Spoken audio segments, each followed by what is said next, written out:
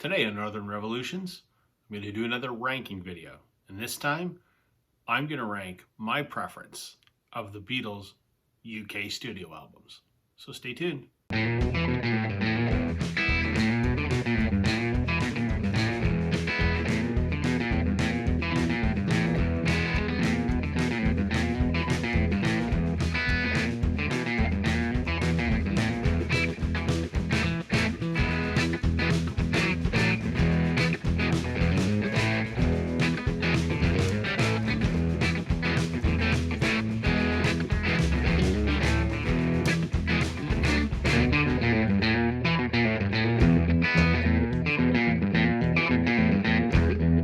Hey everybody, welcome to Northern Revolutions. I'm Rob. Welcome back if you're returning. Welcome if you're new. Like I said in the intro, I've been doing another ranking video today. I've only ever done one. That's when I ranked the Beatles albums.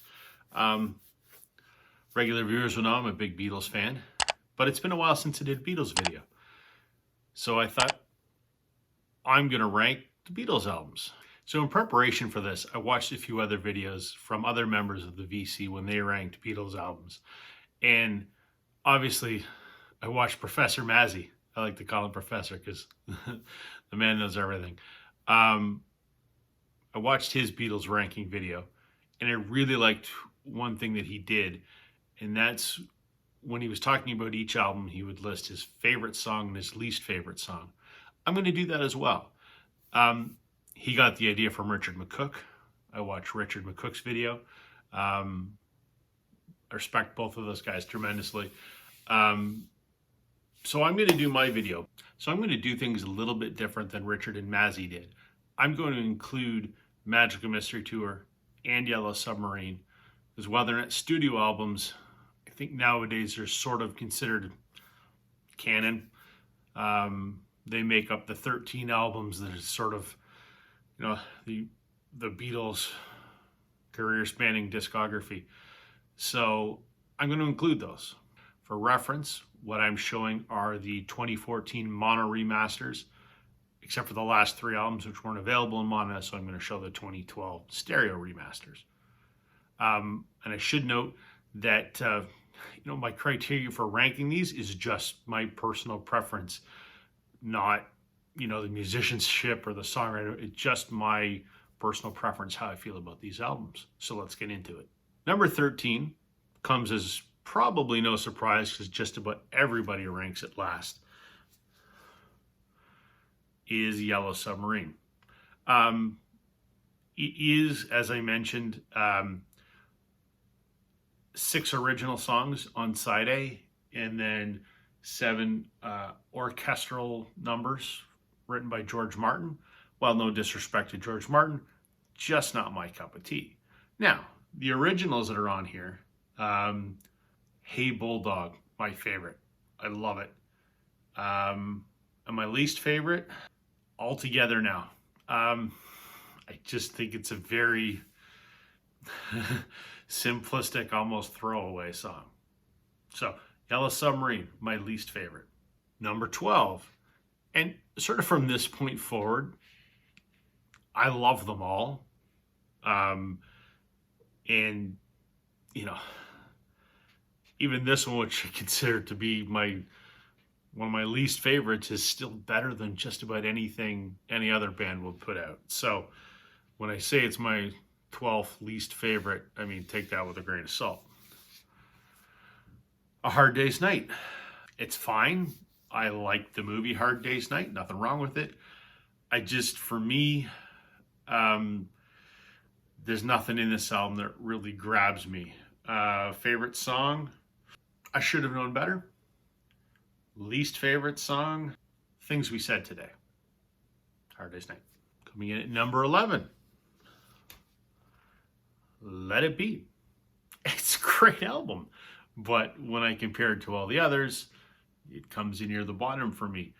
I do greatly prefer Let It Be Naked, which was the stripped down version that came out in 2004, but that's not what we're talking about in this video. So I like what they were trying to accomplish with this, sort of getting back to their roots. on the floor, live recording. You know, the spontaneity of it is great. Stripping back all of the, it's funny because they wanted to sort of strip back all of the massive production that they had done with previous records, and yet Phil Spector layered this with overdubs and whatever. So he sort of neutralized what they were trying to do. Nonetheless, it's a good record. Favorite song? Two of Us. Just something about that, the beat to that. I don't know. I just like it. Least favorite song? I guess The Long and Winding Road. Great song. My dad used to call it the long and winding song. It's I guess the one I look least forward to on the record. So number 11, let it be. Number 10, Help. I hate that this is so far down the list because I love this. The movie's fun. I love the album. I think favorite song, it's got to be Help. And here's the reason why. I think it's brilliant. The song is essentially John asking for help. And what I love is Paul and George doing the backing vocals in all the verses. Their backing vocal actually precedes John's lead vocal by, a couple notes. So it's almost like they're helping him through the song. I don't know that that was intended, but I just think that is brilliant. So favorite song, Help. My least favorite, and I'll get some heat for this, Yesterday. I cannot stand that song. If I never hear Yesterday again, I'm okay with that. I know it's brilliant and wonderful and the most covered song, whatever. I can't stand it. Help, number 10. Number 9, I really wish I could put this album higher because I absolutely love it. But I just can't. This is an album not a lot of Beatles fans like. This is Beatles for Sale. The common complaint with this movie is the Beatles were fatigued after making the movie and touring and making a studio album. And the complaint is that this just lacks the energy that the other albums do. And, it's loaded with a lot of covers. I think it's wonderful. I love that it's very heavily influenced by, American sort of R&B from the time. I love the covers that are on here. I love No Reply and I'm a Loser. It's sort of, John has said, it's sort of him being stuck in the Beatle rut and sort of pouring his angst into those songs. And I think they're fantastic. And the covers that are on here, Rock and Roll Music and Mr. Moonlight, Kansas City, Honey Don't, it's great. If I gotta pick a favorite song, it's I'm a Loser. Or maybe it's Mr. Moonlight, because I love John's raw vocal to start off that song. Least favorite song, What You're Doing. It's fine, just doesn't really grab me. So, Beatles for Sale. Number 8. Again, I hate that this is so far down the list, because this is awesome. Please, Please Me. What a hell of a debut record. This is essentially a good portion of their live show that they would do back in 63. I believe it was recorded in like 1 8 or 12-hour session or whatever. That in itself is remarkable because these songs are great. Very high energy. If I gotta pick a song, I Saw Her Standing There. I love it. It's a very up-tempo song, but I just love it because that's the song that starts it all. This is the first song in the Beatles catalog. Least favorite song, I guess, Do You Want to Know a Secret?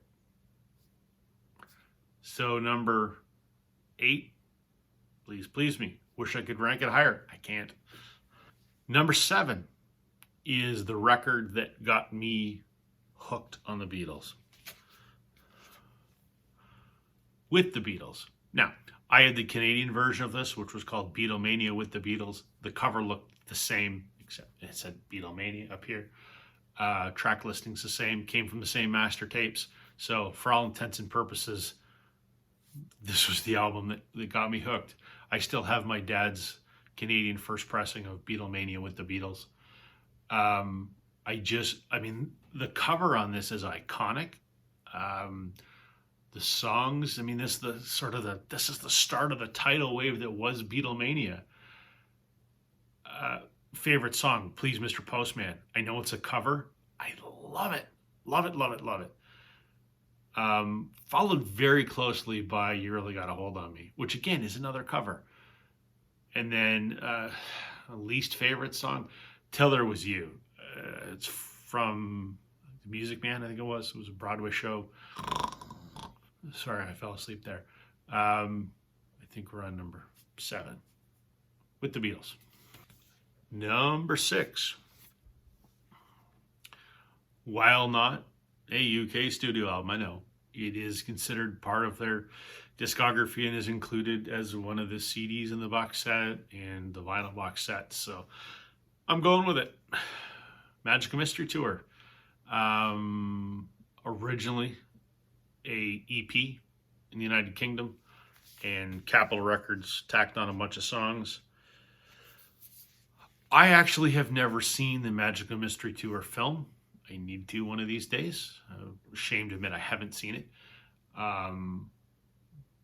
But doesn't mean I don't love. This is crazy and bizarre, and it's, right, that period of creativity in this point in their career was insane. If I have to pick a favorite, Strawberry Fields Forever, I think, because it blew my mind the first time I heard it. I was just, my brain had trouble understanding everything that was going on there. Incredible. I also really like Baby You're a Rich Man. And then for my least favorite, probably Blue Jay Way. I'm sorry, George, but it just, some of his stuff around that time, it just didn't do it for me. Number 6, Magical Mystery Tour. Number 5, I'm probably going to get some flack for ranking this one as low as I do. I think it's brilliant. I love it. It's one of the greatest albums of all time.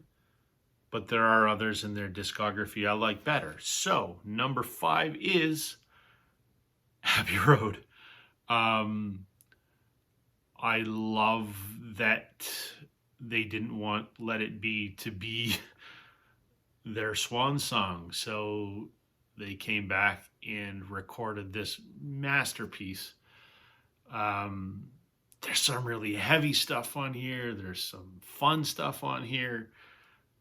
The medley on side 2 is remarkable. This is this is the second album that got me into the Beatles. I remember distinctly the first time that I heard that medley, and especially Carry That Weight. I was like, wow.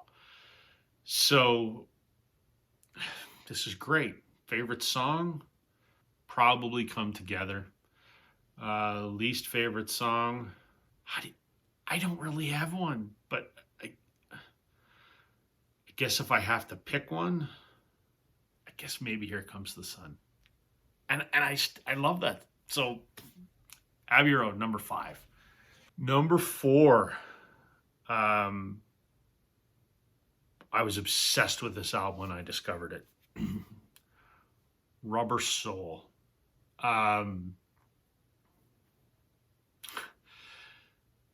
This and Revolver for me are like a volume 1 and volume 2 within the Beatles chronology. Like they stand together yet separate from what came before and what came after. It really marked their transition from, the Fab Four to the, psychedelic geniuses that came after. And I sort of view this as like step one. It still had a little bit of the Fab Four in it, but was really going in the other direction. I can't imagine what it would have been like to hear this for the first time back in the day. But nevertheless, if I have to pick a favorite on here, and I love every single song that's on here, Nowhere Man. Yeah. And a least favorite? Whew. I have two favorites because I think In My Life is genius as well. I guess Wait would be my least favorite. And I hate to say that because I love everything on here. And I remember when I bought this CD, I played it nonstop for like 2 months. I just, incredible. Number 3, logically, is Revolver. I mentioned.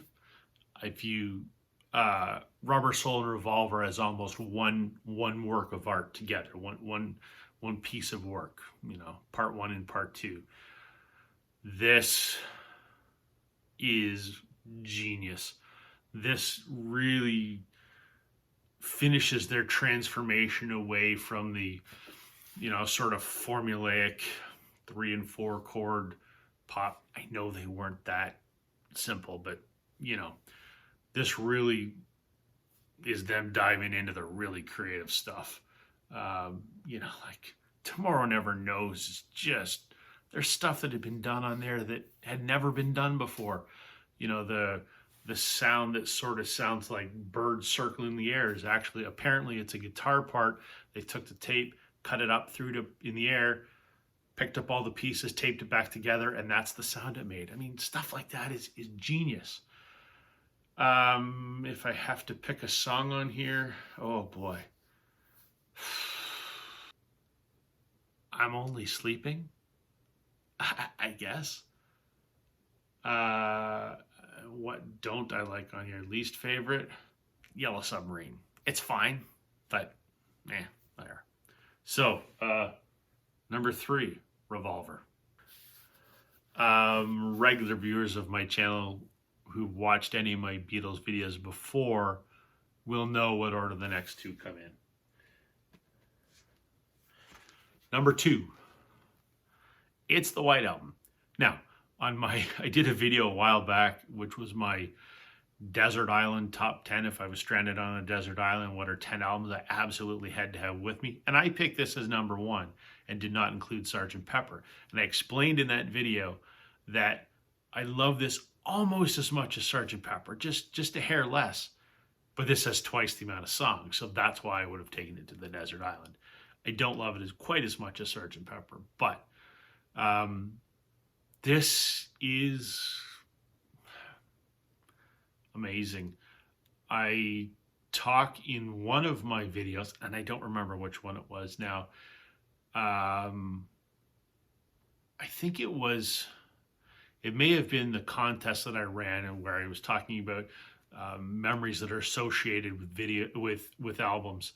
And I talk about, you know, initially I didn't really understand the White Album. I didn't get it until one time when I was in France on spring vacation with my girlfriend in university, and we were in the car with her dad and stepmom, and her dad was a huge Beatles fan, and he was playing this, and he and I were arguing about it. And for some reason, when Your Blues came on, it just clicked, and I got it.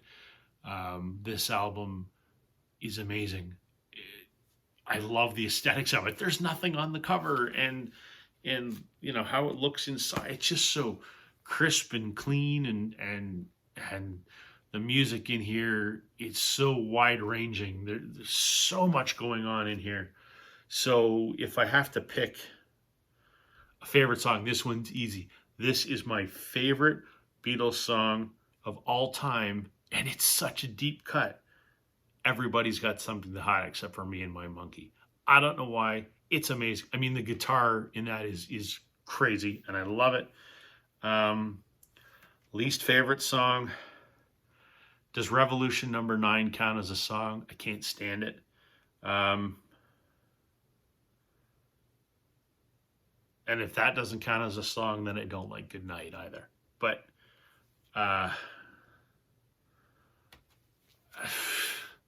if there's a time capsule for civilization that other people, if we send off to an alien civilization, they got to hear this, because I just love it that much. It's incredible.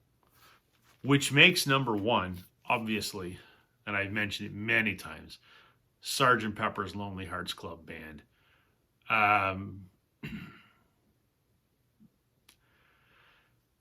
This, I think, redefined popular music. This blew people's minds.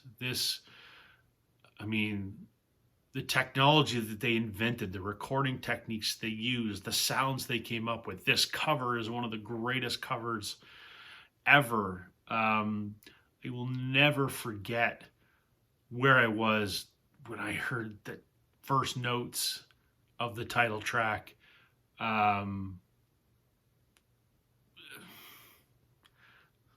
Bloody amazing. So, favorite song? Boy, that's a tough one. I think Lucy in the Sky with Diamonds, just because it is, I think that probably epitomizes that whole psychedelic thing that this sort of epitomizes, or started, or popularized, or whatever. I wasn't there. So, and least favorite, I'm sorry again, George, but Within You, Without You, well, I don't dislike it. It's the least appealing. But Sgt. Pepper's Lonely Hearts Club Band, my favorite Beatles album of all time. There you go, folks. That's my personal preference of the Beatles' 13 studio albums, from worst, and I don't even like to use that word, from least favorite to most favorite. Let's go that way.